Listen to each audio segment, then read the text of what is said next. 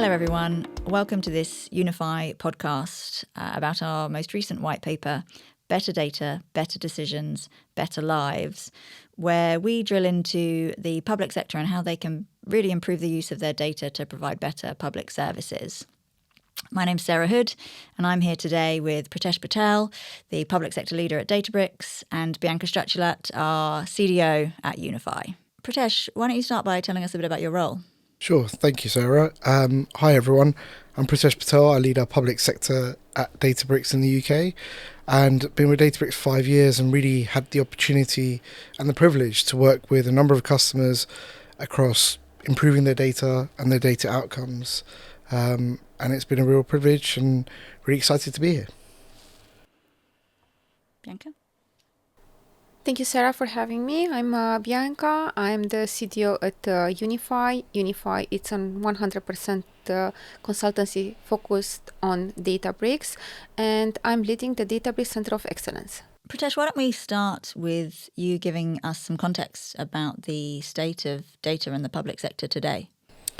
Yeah, sure. So look, there's anywhere between 500 to 1,500 public sector bodies of all shapes and sizes across the UK, and their data within departments and across departments is pretty well fragmented across multiple legacy systems. People have started to use more modern data practices in the last few years.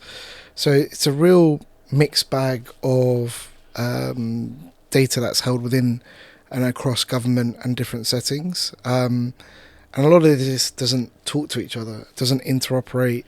And there are also high-profile cases of challenges around data governance as well, which we can get into a bit later. But that also causes challenges around how data standards are enforced, and then how that data is used in building new systems, new digital systems, new digital services for citizens. And the sheer volume of data now that's available to the public sector. Absolutely. Look, that's the wider piece across industry and life, really. Like, there's an explosion of data. Now we capture data in so many different ways. We're sitting here today surrounded by several cameras and several microphones, and all this data will be collected, whereas maybe 5 years ago it would have been 2 mics and 1 camera. So the opportunities in everyone's hands to collect data, and that data's collecting at a great volume and variety, which is creating a new dimension of challenge for both the public sector and wider society as a whole. So, what do you think is the biggest challenge the public sector is facing with data? It's really hard to pick up one, Bianca, but around, as I said, mentioned around standards, because it is such a heterogeneous ecosystem of data across all those different types of organisations that have different citizen outcomes to deliver, the standards that exist today are not necessarily enforced, and whether those standards are applicable in all those different settings against the backdrop of the rise of that volume and variety problem is also questionable, and then enforcing it is another thing. So what that means is that data can't, like I said, interconnect for stitching together for the purposes of citizen services, both old citizen services but new ones that need to be developed all the time. So we've had COVID now. 5 years ago may seem like a long memory for some, but since then we've had the cost of living crisis, and we've had a number of other big macro issues across political and geopolitical scenarios. The need to respond with new citizen services to meet the needs of citizens is a constant now, but that also requires better data to actually service that. Thank you. So how do we start servicing that data in a way that's easy for the public sector to address, or easier for the public sector to address? Because when we are talking about this level of complexity, it's really hard to know where to start. Yeah, and especially as that complexity is, we noted, is getting harder. So I think it starts from, as I mentioned, about standards, about governance. It's about starting with some of the foundations and getting that right and consistent. The more that can be done within departments, across government as well, we as suppliers to government have a responsibility as well to spread this good practice. We're here today to try and set some baselines and some principles. So the more we can kind of contribute to that ecosystem of open data standards that people can apply whatever technologies they may want to use is a really good place to start. What do you think, Bianca? Did I miss anything? So I also believe that there is a problem with the siloed data, and it's not actually only onto the public sector, it's wider also onto the private sector, but I feel like into the public sector, there were so many investments into fragmented systems that become critical and they were never reviewed. And at some point they become just critical, so no one actually touch it. So after that, we had GDPR coming in, we have Coldecet coming in, and other tools and frameworks to apply, that we just built another layer of processing on top of it, and actually we haven't modernized the stack and how we are approaching it into the public sector, and we just entered the phase what we call data paralysis. Everyone wants to use data, but they don't know how to use it, or they don't have the confidence to use it. The confidence in the data quality, or the confidence in the approach to processing and extracting that data? Into the data quality. They don't know if they can use the data, they have the right access, and especially onto the public sector, the data is sensitive because we are dealing with people's data, with PI data. So they don't know if they have access and how should they process it after all. And how does Databricks solve for that issue around sensitive data? How does the product make sure that the right people can access the right data at the right time? Yeah, look, we think about data governance right out the box, right at the gate. So, our Unity Catalog popular solution starts from the ingestion of data into the platform and looks to create an understanding of the footprints that data makes as it goes through its data lifecycle and data journey. And that's really important to understand whatever your use case might be, whether it's a more classical just dashboarding and reporting on data. That needs to be understood based on a time and a place where it is reported, to the more advanced AI capabilities and ML capabilities that people are getting really excited about. Again, the ability to have auditability and traceability in government citizen services settings is super important, because we've again mentioned about COVID inquiries, we've had stuff around the post office as well. There are inevitably committees that happen after the fact, and they look at what's happened and why it's happened. So to be able to explain that is super important. So yeah, I think we like to consider ourselves to be less of a black box and more of a explainable, governed solution to be used for this important underpinning of government services, really. To enable transparency, yeah. And in my opinion, it's much more than that. Databricks introduced something new. Governance as infrastructure is baked in from day one. It's not another layer, not something else that your team needs to build in. With the Unity catalog, you can trace back from where the data is coming, who is using it, with whom you are sharing, and has protocols that allows the deduplication of the data because of the ways and the modalities of sharing across. I'd like to add one more into there as well. So fundamental to our core is the Lakehouse capability, and we talked about the volume and variety of data challenge. So within a Lakehouse capability and our Delta Lake standards for having transactionality, atomicity on the data that lives within your data lake is super important as well, because in certain situations and settings you need to know how and where that data was, and we provide that on the fly, whatever your data type. And we can go a step further, because we are into this AI and agentic era. you don't need to move your data from Databricks. AI is coming to you. You have all the AI enablement inside Databricks and with fantastic performance. And again, it's fully traceable. You can see what ML produced, who is using again, who is consuming, and to share across the research community, because it's quite important, especially within the NHS trust, to be able to do that. That's a great segue into AI. And with the recent launch of Databricks' AI BI Genie, how do we help the public sector to experiment with AI more safely? So we know that they're using the data safely, but also so that they're focusing on the outcomes that they want to achieve with the technology, rather than just creating, experimenting with POCs that might never really actually make it anywhere, might never make it into live production. Yeah, I think one of the tricks we are trying to solve and keeps us up at night is how do we walk to the different data personas that will exist within a customer environment.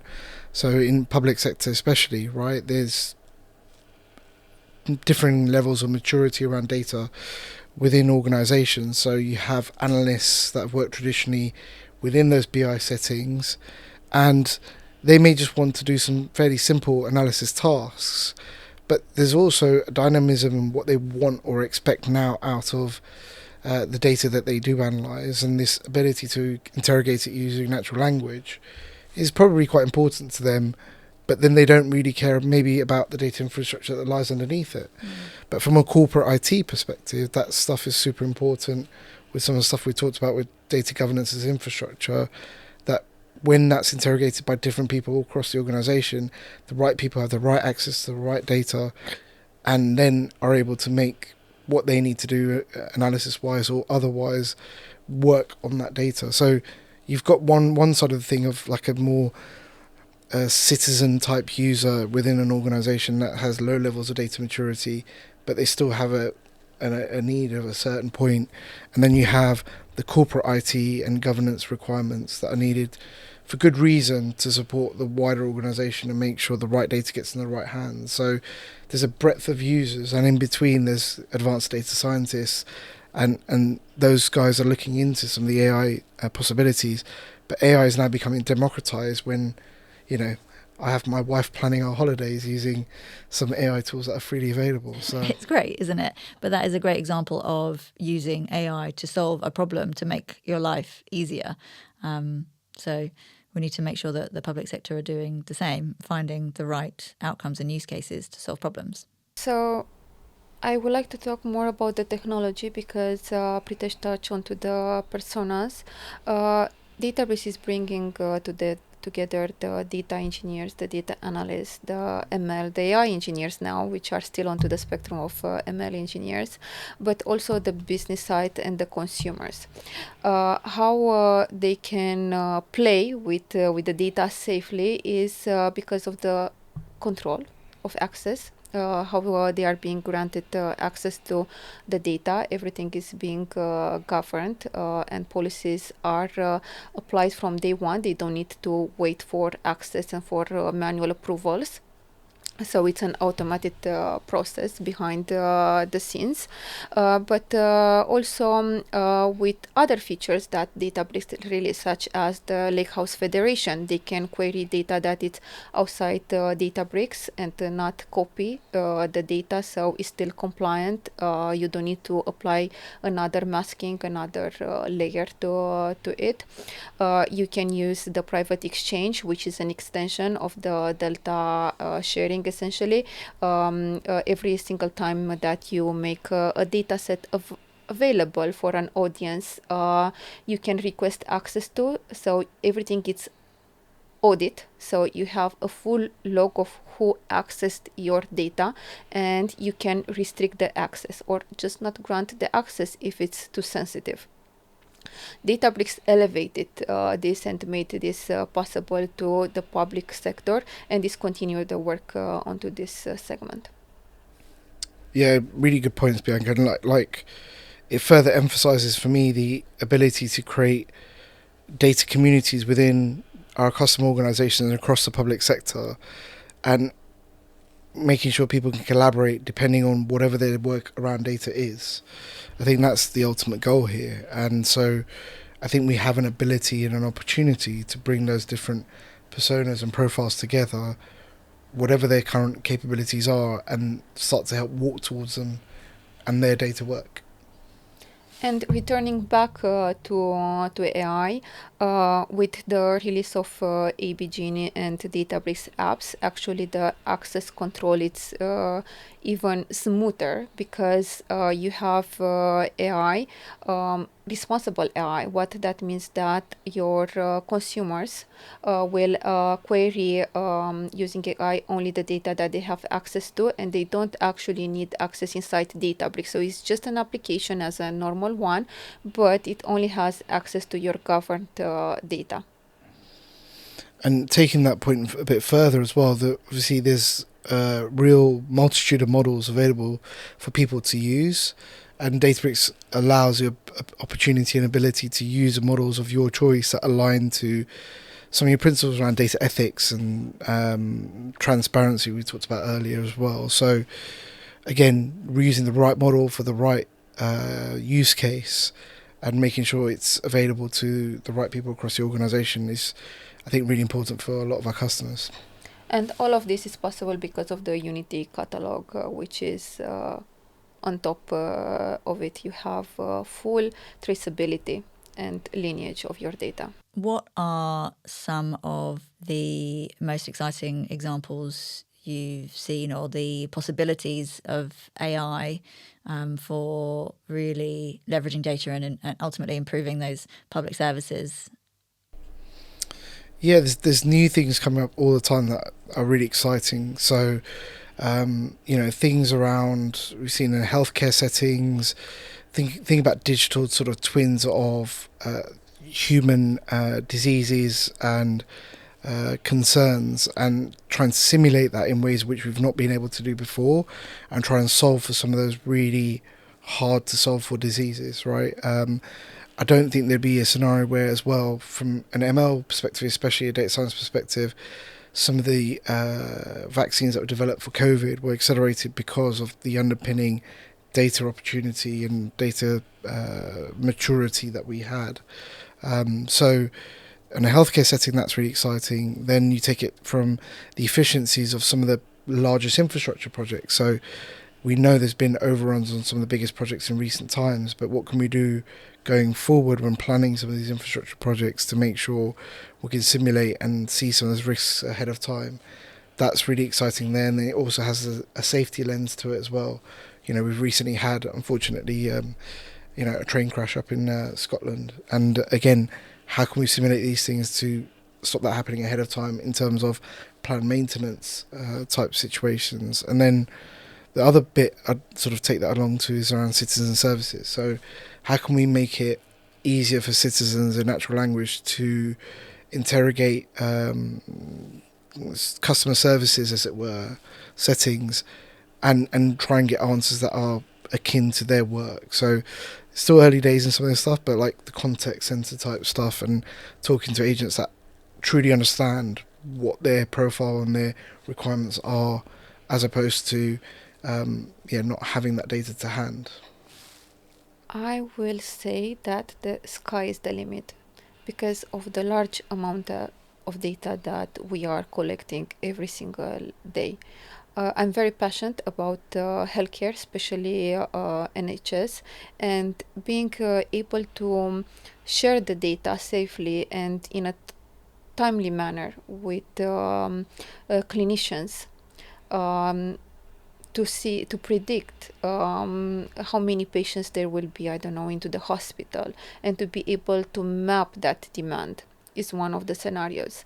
But also we are talking about development of the drugs, and being able to select patients and to map them to clinical trials it's one of the possibilities, and it's easier now to do that. Obviously, there are probably hundreds of thousands of use cases for AI in the public sector. One in particular that we've been talking about recently is geospatial data and location data. How could the public sector use that data to improve services? Yeah, I think from my perspective, it still surprises me, and maybe it shouldn't surprise me, how often location data can be a really important contributing factor to how we analyse things that happen within the public sector settings, and then inform us on how to make better decisions. So that could be from the environment perspective, transport perspective. It could be around improving industrial growth and how we attract growth across up and down the country. Planning permission, home building is really a hot topic right now. So the reality is we come across new use cases that are related to geospatial at least once or twice a week, and I'm 5 years in and I still find myself being a bit surprised, but I shouldn't be. So we have had recently our webinar onto geospatial engineering analysis on Databricks. And I'm still surprised because people, when they think about geospatial, they think of a map. It's not always the case. It's everything with the latitude and the longitude, but it's not always on putting onto a map. Actually, it's more than that. It's how to prioritize locations, how to faster go to certain points to serve the public. For example, if there are two emergencies in the same city, what you will choose as a priority? Its own emergency is on the location, how fast you can go. So it's one of the scenarios that we could consider solving with the geospatial enablement that is available now on Databricks. And I think if I had on the opportunity that hopefully we at Databricks can provide is around applying some more open standards, more open source standards around the geospatial area, where previously in the past it may have been the focus of more proprietary systems and those who are higher skilled in geospatial. So we still need some of those skills for sure across different settings, but again it's democratizing that geospatial data to a number of different analysts and people who work on data across public sector to make sure that they can make better decisions. So it just fits in with the theme that we've been talking about all along, right? How do we build governance into what we're doing, auditability and transparency, and also make sure that the volumes and variety of data is processed in the right amount of manner, in the right speed, the right cost, and is in the fingertips of the right people. They don't all need to have speciality geospatial software and be geospatial analysts, have done geography degrees and so on and so forth. It can be something that can be democratized. Yeah, make it actionable, make it usable. That's how we really get the benefit from it. Yes, and as Pritesh well highlighted, it is about democratization of the data. Before you had so many geospatial information systems and services, so essentially you needed to move your data from a system to another to copy across, so you entered a duplication of your data, a complexity into maintaining. Is not the case anymore. You have it into one single unified space, and you don't need specialized skills. You have over 80 SQL functions specifically onto the geospatial area, so it is just a matter of using them. And actually into Q1 next year, Database is adding even cooler features. I had a snipping into them, so really cool stuff are coming. She's ahead of the curve. She's ahead of the curve. She knows what's coming. Playing with it, so stay tuned. We've talked about some of the cool things that you can do with AI and some of the things that are coming down the line. But where there are so many opportunities and so many things that can be done, and in such a complex landscape, if you're talking to a data leader in the public sector or any leader in the public sector, where would you suggest that they start? Yeah, there's an element of culture that has to be set from right at the very top, and it has become top of the agenda because of the AI wave, and so people across the leadership, I'm talking about the Prime Minister's considering about AI, right? So the perm secs are thinking about AI. So that naturally leads you on to think about, well, what about the data that underpins AI? Because AI can't happen without that. So it's providing this great optimism and opportunity, but it needs to start with setting a data culture around the standards, coming back to what we expect from our data that exists within departments, the expectation around skills and the availability of technologies, but also upskilling and learning and cultures within communities that are created around data within these departments. And then furthermore, it's around kind of setting a bit of a North Star around what we want to or expect out of the data when it delivers that citizen service, right? So thinking of data as a product that goes and delivers this outcome is also part of the cultural change that needs to happen, that the data leaders need to set. For me, it's no different from the private sector. To be able to start your journey, in my opinion, you should focus on to the small things. Start small, quick wins that you can scale up. Look at the skills that your team have. Identify the skills that you can work with. In my opinion, a lot of leaders are just jumping onto the cooler stuff that are out there, and they are not realizing that SQL is still one of the base skills that they can use to build almost everything. So I will say use Databricks with SQL, because you have all the benefits like you will have with a programming language with such as PySpark, and you will not need the software developer for that. Your data analyst will have SQL skills that can become, in the future, a better engineer if you invest in them. You don't need to rush and hire the AI engineer immediately. How about do first the experimentation, do that POC, raise it to an MVP layer, and after that look at scaling up and to support how to support the activities further. It's more of a practical approach, but I think long term works. So don't try and start with a massive transformation program.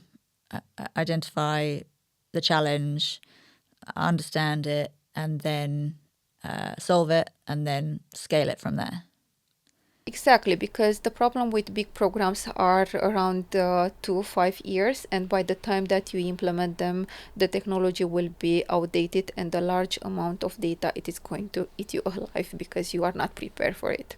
And Pritesh, speaking of upskilling, there is an initiative being run by Databricks at the moment. So do you want to give that a quick plug?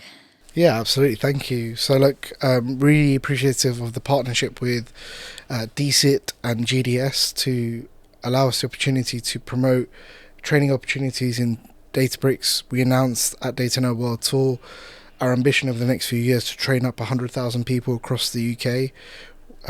We selfishly want a big part of that to be across the public sector to improve some of these citizen services.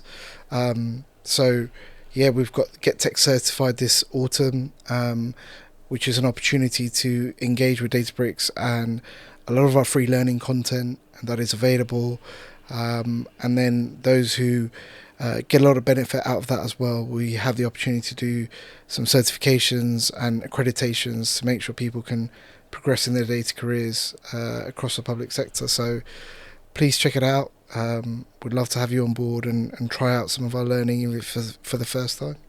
We will share the link with everybody when we launch the podcast. While Pritesh covered the public sector, I want to highlight that since the Databricks Summit 2025, this June, Databricks made available all the trainings. So you get the free Databricks edition and the free trainings. You can get all the certifications. And the materials are actually just a click distance from you. And more than that, myself and the team at Unifeye, we are very passionate about upskilling. We are running constantly webinars onto the topics and actual practical demos as well, and answering all sort of questions, from preparing to certifications to actual implementing scenarios. So look also on our page and also connect with the Databricks community, because you will find a lot of resources and people just willing to help you. It's a very inclusive and collaborative community, isn't it? Yes, indeed it is. We've talked a bit about data silos. How do we start to break down some of those silos for better data sharing, not just in the public sector, but also across industry? Yeah, it's a really important topic, Sarah, because it fits in with the topic around National Data Library, which is a manifesto commitment from the Labour government, and it recognises the age-old challenge that there has been about sharing data across the public sector. Now, this has been a people process thing for a long time, and that's still a challenge today.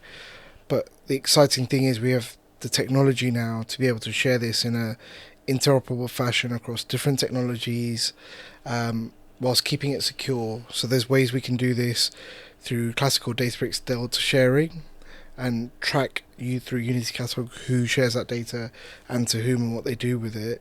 Or you can go a little bit more forensic with Databricks clean rooms, where you can make sure data is shared in a secure environment but never leaves that environment. And that's really important for government departments to be able to better share the data in a way which supports their compliance and their data controllers requirements. So I think there's some really good opportunities to deliver better citizen service outcomes by providing the technology that will challenge some of those age-old myths around people and process on why we can't share that data.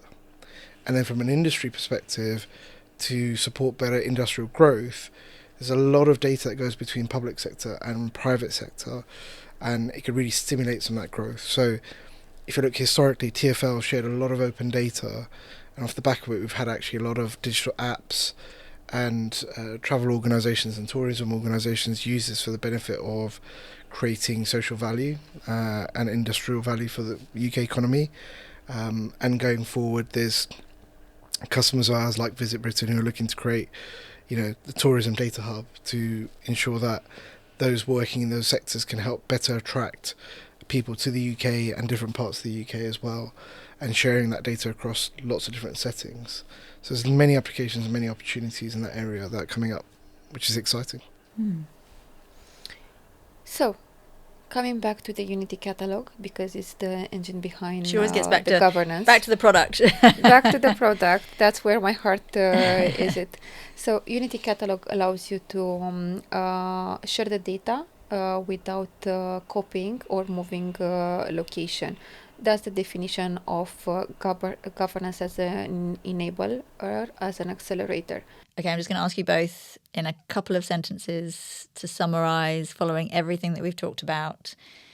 If we are to move from data fear to data confidence in the public sector, how do we get there? For me, it's about better data standards, better data quality, and more cohesive data communities. That's going to bring us towards that goal. For me, it's all about the basics. Have your data foundation in place. Trust your data, because if you don't trust your data, you will not be able to scale up and do all the amazing things that we talked today. And you can't touch AI. The old saying of garbage in, garbage out is still valid. So focus first on trusting your data, and have a governance engine that will help you on this journey.